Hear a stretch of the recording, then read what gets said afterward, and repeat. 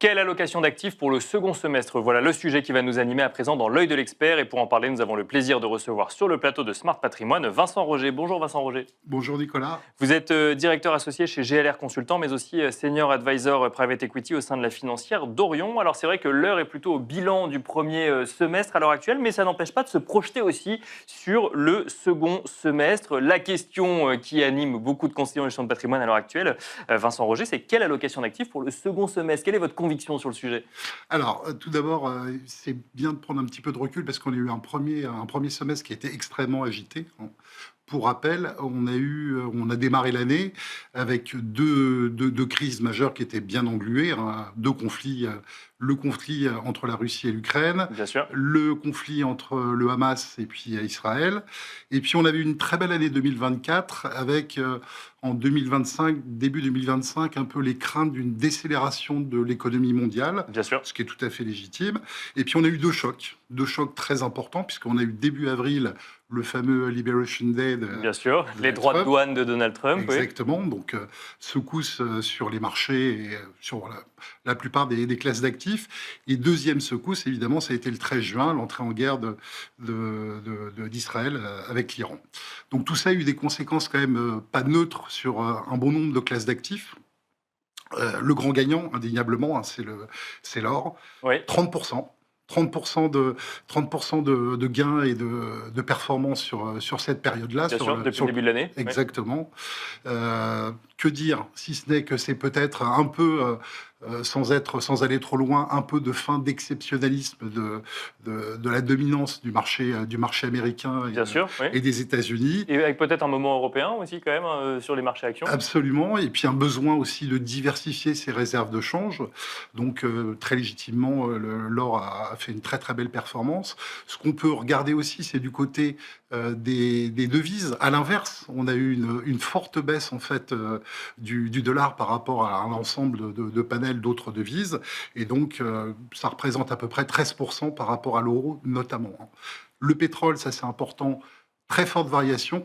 On est monté à 80, on redescend aujourd'hui aux alentours de 68.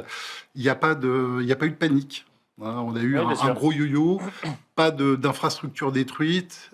On est resté aussi à l'abri avec le détroit d'Ormuz qui n'a pas été bloqué. Donc tout ça a été plutôt favorable pour un rétablissement en fait du prix du pétrole. Si on regarde les perspectives, Vincent Roger, quels sont les positionnements tactiques, quelles sont les convictions qu'on peut avoir pour ce second semestre? Est-ce qu'on peut avoir des convictions déjà? Bien sûr, on peut avoir des convictions parce qu'on a déjà sans aller trop loin, on a des pics de volatilité. Donc les pics de volatilité et l'environnement anxiogène est extrêmement favorable en fait pour une classe d'actifs, notamment c'est la structuration et les produits structurés. D'accord. Chaque pic de volatilité est vraiment une opportunité en fait pour les clients pour se positionner.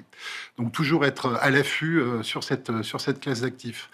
À l'inverse, pour les gens qui ne souhaiteraient pas aller sur de la volatilité, qui sont un peu rincés un petit peu des mouvements de yo-yo qu'on a pu connaître sur les marchés, du côté qui veulent des performances solides, qui sont prêts en fait à faire un peu de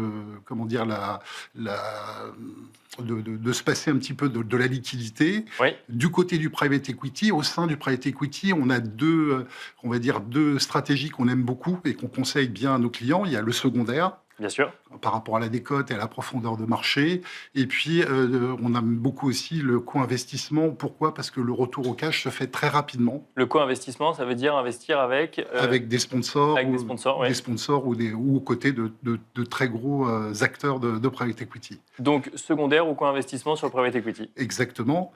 Du côté des marchés actions, malgré tout, avec le rebond qu'on a pu connaître, puisqu'on est quasiment sur des plus hauts, de nouveau, hein, que ce soit sur le Nasdaq ou le S&P 500, on a vu que l'économie mondiale, et on le voit, est très résiliente, qui a, je dirais, des forces au niveau des entreprises qui permettent, entre guillemets, d'avoir relativement confiance. Donc on aime bien, malgré tout, les actions. Et sur les actions, on aime bien, évidemment, le secteur de la défense, le secteur de la technologie, parce qu'on a de la croissance, de la visibilité, et les marges sont solides. On aime bien également le secteur des infrastructures et des grosses entreprises qui vont être être amenés, entre guillemets, à profiter du boom des dépenses publiques. Et évidemment, voilà, ça fait partie de nos...